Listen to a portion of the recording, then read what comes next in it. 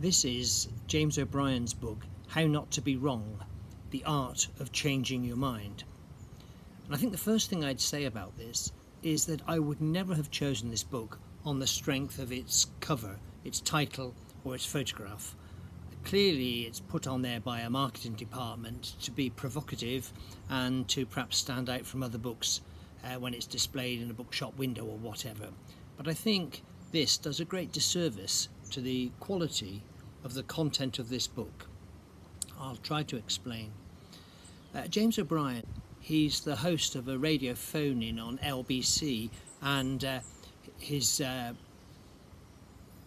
duels really with the various people who phone in are often made into very few-minute snippets of video, which then circulate around on social media. So he's well known in that respect. The reason I bought this book, although I'd seen him on these bits of social media video, the reason I bought this book was I heard him give a longer talk about having been a boarding school pupil through his upbringing, and reflecting on what that does to some people. And he was quite scathing about the effects that some aspects of that kind of schooling had upon people who then went on to exercise great power over all of us. There have been one or two books that I've seen reviewed recently on a similar theme, but I think what's distinctive about O'Brien's book, or certainly what I enjoyed very much about it, was his opening chapter in which he talks about the process of therapy which he underwent. He describes how in his early career as a newspaper journalist he eagerly entered into the role of a rather sarcastic, bullying tabloid writer. He was well suited to it, he felt, and there was clearly some imminent tragedy in his life which led him with great suspicion to undertake a course of therapy.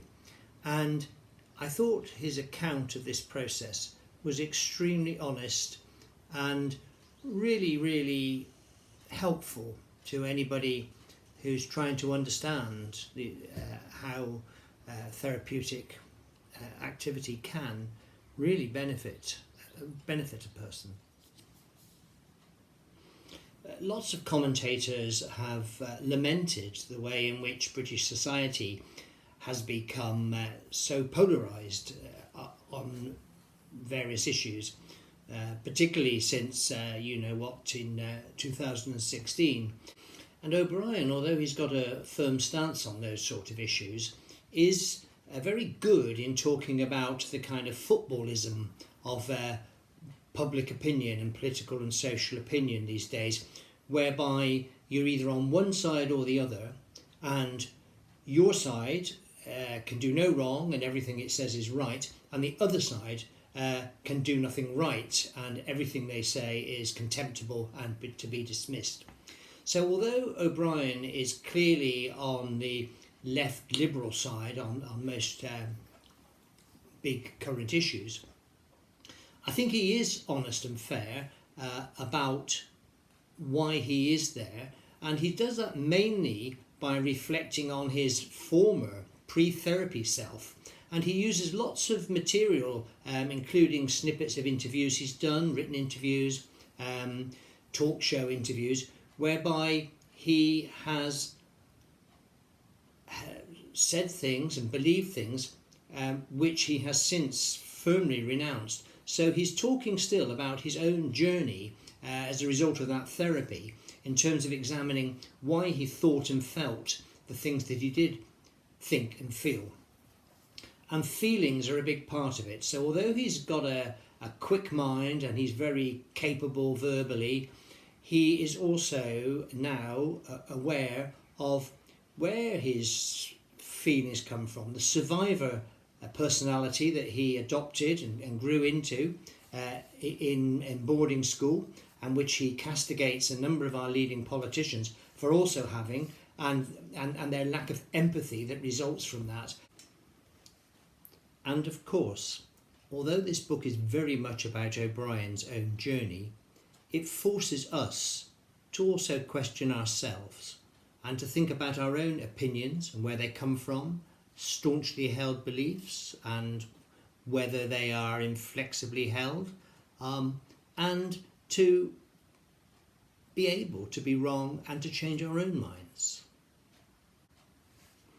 I will say that there were times when I was reading this book when I thought, okay, I've got it, James, I've got this mea culpa act of yours, and really you are going on about yourself just a bit too much to hold me in this book. But then he'd go on to discuss another issue, and I found myself completely engrossed again, because that's the point. The book is about the way in which he has changed his mind on some issues, and why it was difficult for him to do so, or why it became easier for him to do so. And he's not changed his mind on some other matters.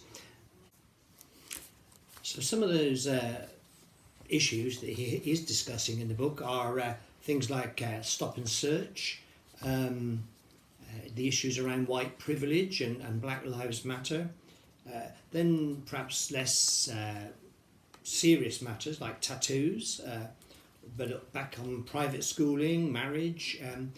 He has a whole chapter on obesity, which I didn't think I was going to enjoy reading, but I thought it was fascinating. Again, it's about the way in which he has changed his views and attitudes towards that subject.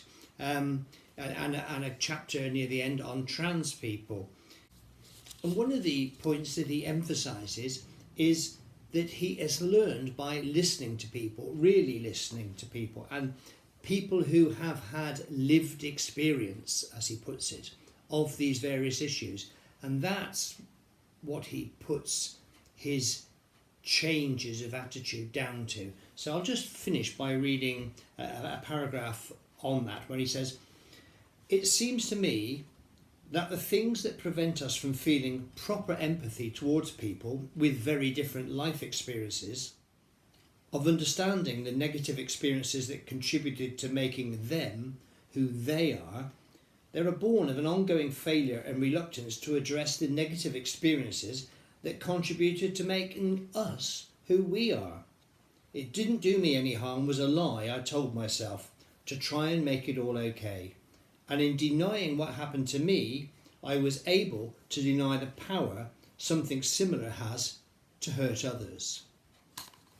That sort of encapsulates really his attitude and thinking through this book. And then his final paragraph, which I think does tidy it all up, he says, "It took me years to realise that the most important part of being a broadcaster is not how you speak, but how you listen. It took me roughly the same amount of time to see that what I thought were strengths could be weaknesses. I now know that almost all of our most toxic attitudes towards blameless, innocent people are born of buried pain, shame, and guilt about ourselves and our own experiences. But it took me a long time. I have finally learned that admitting to being wrong is infinitely more important than using skills and tricks and weapons and tools to look right, and that there is no point having a mind if you never change it. Better late than never."